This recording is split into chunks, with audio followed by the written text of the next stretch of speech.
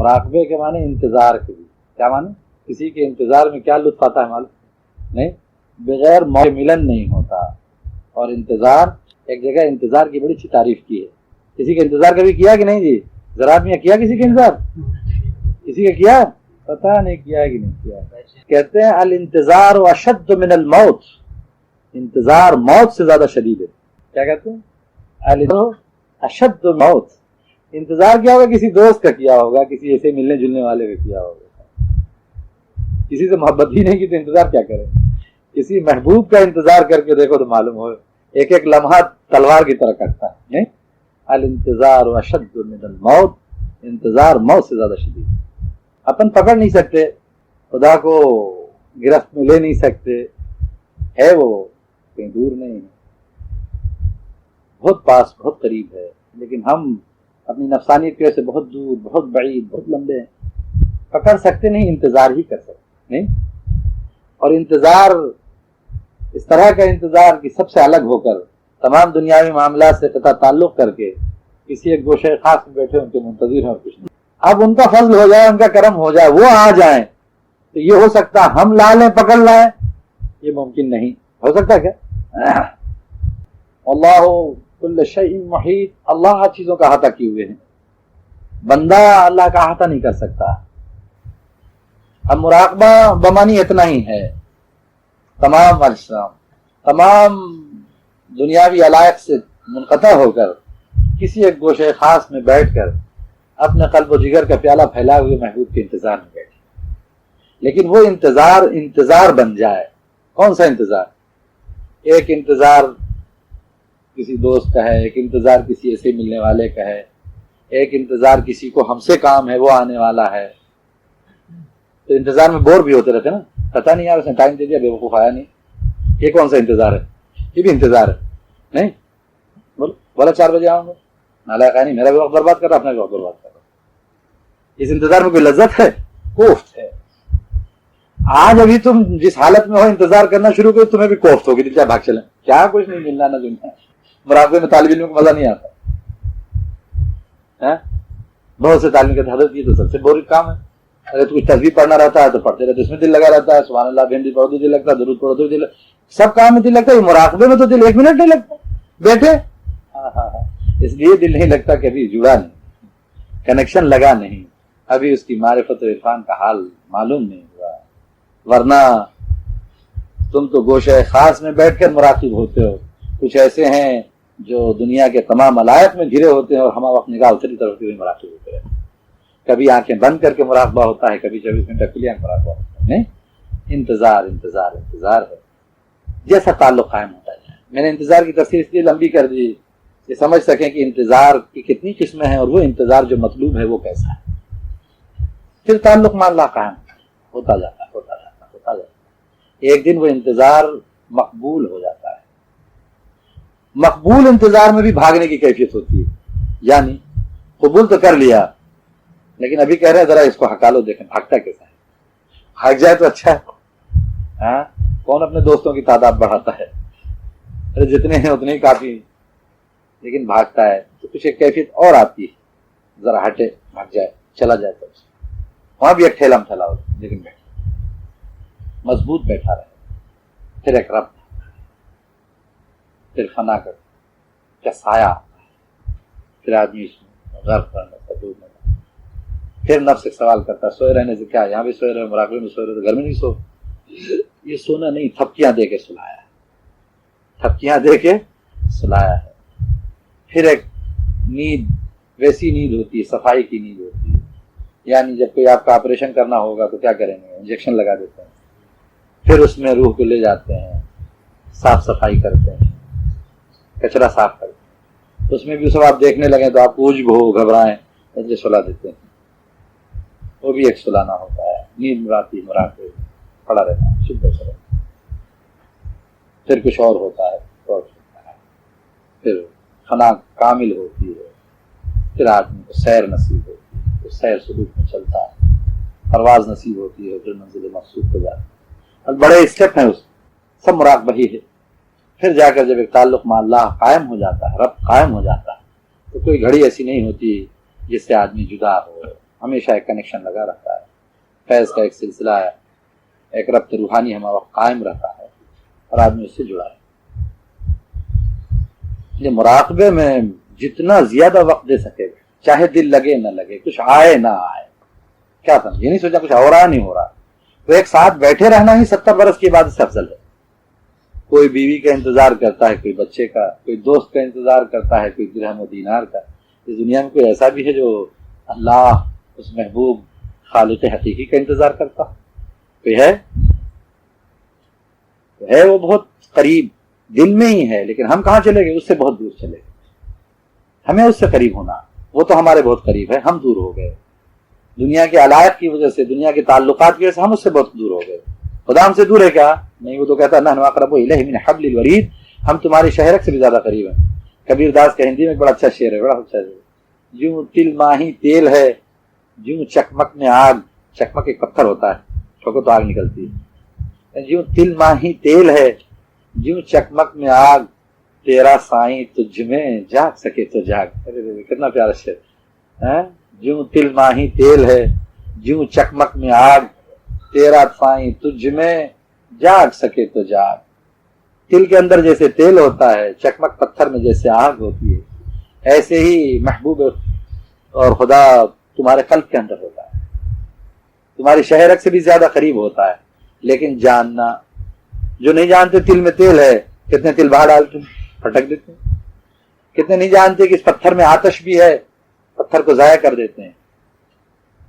لیکن ہونا ہوگی کیفیت، جب جان سکے، اسی باطن کے اندر یہ خدا کہیں ہے نہیں ہوتا۔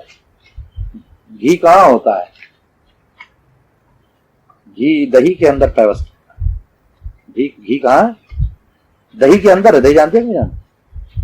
آپ تو جانتے ہوں گے، ہندوستان کو، پاکستان میں دہی کو کیا کہتے ہیں؟ دہی کہتے ہیں نا، پنجابی میں بھی دہی کہتے ہیں، لیکن دہی اور مٹھا اور گھی سب اسی میں ہے۔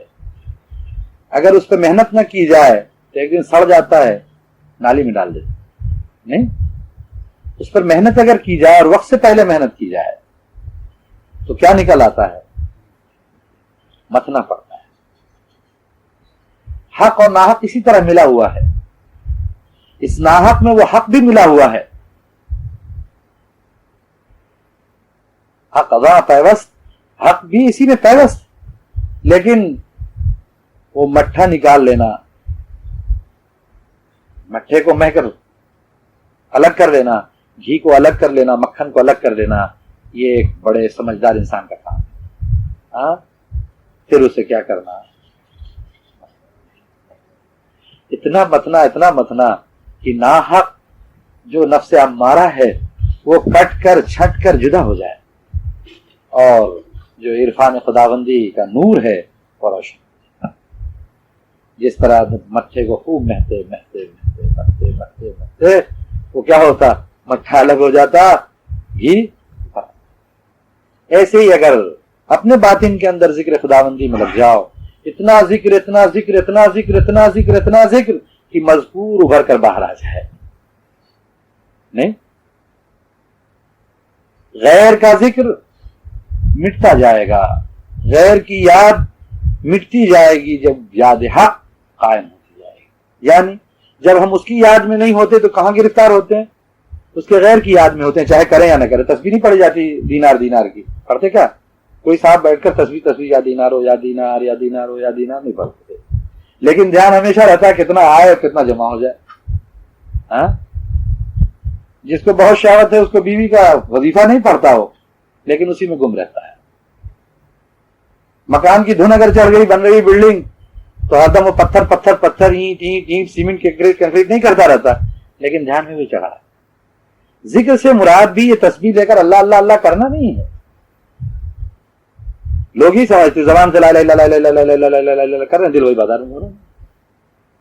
ایسی کیفیت ہو جانا کہ چاہے کچھ کر رہے ہیں وہی چڑھا ہوا، جیسے کچھ بھی کر رہے ہیں مکان چڑھا ہوا، کچھ بھی کر رہے ہیں درہم و دینار چڑھا ہوا، ہر ایکشن اسی کی کمائی کی طرف ہو رہا ہے۔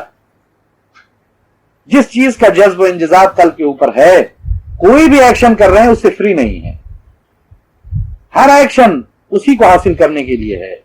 حتیٰ کہ دنیا داروں کی مسکراہٹ ताजिर की मुस्कुराहट भी दिरहम दीनार के लिए होती है। मुख्तार साहब से पूछिए, कितना भी गम लगा रहे, ग्राहक को देखकर मुस्कुराना लाजिम। आओ जी कर रहे हैं खड़े, जी सब कर रहे हैं, मुस्कुरा रहे हैं, बड़ी अच्छी तरह उससे बात करें, दिल चाहे चाहे या न चाहे। क्यों? ये सारा वजीफा किसके लिए है? ये सारी तरकीब किस लिए? वही दिरहम दीनार के लिए। ग्राहक आएगा, माल खरीदेगा, ये ले जाएगा, अगर इससे बदअखलाकी से बात करे, इससे सही तरह से नहीं मिले तो क्या है? यहीं से वो हदीस भी साफ हो जाती है कि मोमिन से मुस्कुरा कर बात करना ये भी सबका है। हम क्यों आपसे मुस्कुरा के बात करें? न दिरहम मिलना, न दीनार, न कोई काम है, न कोई कारोबार। हम भी आपसे मुस्कुरा के बात करते हैं, आप ग्राहक से मुस्कुरा के बात करते हैं फॉर द सेक ऑफ दीनार, हम आपसे मुस्कुरा के बात करते हैं फॉर द सेक ऑफ, जी है ना? उस मुस्कुराहट से दीनार आना है, इस मुस्कुराहट से उनकी रजा मिलनी है। तो ये हदीस है। लेकिन हदीस क्यों मुस्कुरा कर बात करना, क्या सबका, क्यों सबका हो जाए? वो अच्छा अखलाक है खुदा की रजा के लिए। तो मालूम हुआ कि जिस चीज की भी तरफ मैलान होता है, आदमी का हर एक्शन उसी की तरफ होता है। उसका उठना भी, बैठना भी, चलना भी, सोना भी, हर एक्शन उसी तरफ होता है। और वही जिक्र है। जिक्र दीनार, या दीनार हो या दीनार हो या दीनार नहीं है, बल्कि हर एक्शन करना, दुकान का खोलना, दुकान का बंद करना, ग्राहकों से मुस्कुरा कर बात करना, जी प्राइस लिस्ट रखना, मुलाजिम रखना, नौकर रखना, सुबह शाम दीनार, ये क्या है? ये सारा जिक्र दीनार है। लेकिन लफ्ज दीनार एक बार नहीं आया। आया क्या? ऐसे के शाक़ खुदाबंदी का हाल है कि वो किसी हाल में भी लगे हैं, उसी तरफ हैं, चाहे एक बार वो अल्लाह कहें या ना कहें। हम मक्कारों का हाल है कि तस्वीर ये अल्लाह हु अल्लाह हु अल्लाह, और सब तरफ से ख्याल वही है कि दीनार हो दीनार हो दीनार इधर आना। मोमिन की कैफियत ये कि हम वक्त जिस हाल में है उसी तरह। और जिक्र के मफहूम यही है कि जिक्र पूरे वजूद पर तारी हो जाए। जिक्र नहीं बल्कि कौन? मज़कूर। जिक्र से कौन हासिल हो? मज़कूर। जिक्र से फायदा अगर मज़कूर हासिल ना हो तो जिक्र कोई चीज नहीं। जिक्र भी बेवकूफी है। अगर दीनार दीनार दीनार दीनार दीनार करते रहे, एक दीनार हासिल हो तो फायदा क्या होगा? जी सारे एक्शन से दीनार हासिल हो जाए और एक बार दीनार का नाम न लिया जाए, ये सबसे बढ़िया वजीफा है नहीं? कहने का मतलब सारे एक्शन में, हर काम में, खाने में भी मकसूद उसी की रजा हो, पीने में भी मकसूद उसी की रजा हो, बीवी से भी मुस्कुरा के बात करने में भी उसी की रजा हो, बच्चे को गोद के उठाने में भी उसी की रजा हो, चार पैसा कमाने में भी मकसद उसी की रजा हो। जी एक मोमिन भाई से मुस्कुरा के बात करने में भी रजा उसी की, जो एक्शन हो उसी की रजा। ये मुमकिन इस सूरत में मैंने मिसाल दे दी, इस तरह मुमकिन है कि जब दीनार चढ़ जाए, रुपया चढ़ जाए, माल का जज्ब चढ़ जाए, तो गाहक से मुस्कुरा कर बात करना क्या ताल्लुक, गाहक से आए जाए, और नहीं माल लेकर गया तो अड़ी रहती, यार आया बिला हो 5 मिनट 10 मिनट जाए किया, एक पीस ले लेते कम वक्त बिला हो जाए, बोर किया मुझे। जी उससे कोई ताल्लुक नहीं था। गाहक से हंसने से, मुस्कुराने से, एक कप चाय लाने से, और थम्स अप पिला देने से, और फला कर देने से कुछ नहीं ताल्लुक था। उसके पीछे सब कुछ वही हजरत दीनार थे। जी अगर वो हासिल नहीं हुए तो सब बोर, सब मामला खराब। जितना कुछ एक्शन किया गया उन्हीं के लिए, पूरे दिन, पूरी रात, पूरी जिंदगी, पूरी बात, टेलीफोन, डाला, टेलेक्स, बही, खाता, सबके पीछे वही एक है। अगर ये मुमकिन है तो ये भी मुमकिन हो सकता है कि सबके पीछे वो हो और एक्शन सब नहीं, सारे एक्शन हो रहे, सब कुछ किया जा रहा है, सब इबादत। जैसे ताजिर की हर बात तिजारत है, कहते हैं ताजिर की मुस्कुराहट भी ताजिराना है, ऐसे ही आशिक अल्लाह के आशिक की हर अदा, हर मुस्कुराहट, हर बात, हर कदम लिल्लाह, लिवजहिल्लाह है। उसका हर एक्शन इबादत है, हर एक्शन अगर उसके लिए। आप समझे नहीं? तुम मिसाल समझ में आती? ताजिर की हर अदा ताजिराना है, आशिक की हर अदा आशिकाना है। वो हर एक्शन में उसी की रजा तलाश कर रहा है। वो आपकी जूतियां भी सीधी कर रहा है तो आपकी जूती नहीं सीधी कर रहा है, वो तो उसी की जूती सीधी कर रहा है। हर शय में उसे देखता है। एक मकाम ऐसा आ जाता है, एक रंग ऐसा चढ़ जाता है कि वो हर रंग में वही रंग देखता है। नहीं, एक आंख की बीमारी होती है, आंख की भी एक बीमारी होती है, रेटिना में कुछ खराबी आ जाती तो एक ही रंग चारों तरफ दिखता है। دل پہ بھی ایک بیماری آ جاتی ہے. تو ہمارا وقت ہر رنگ میں اسی کو دیکھتا ہے.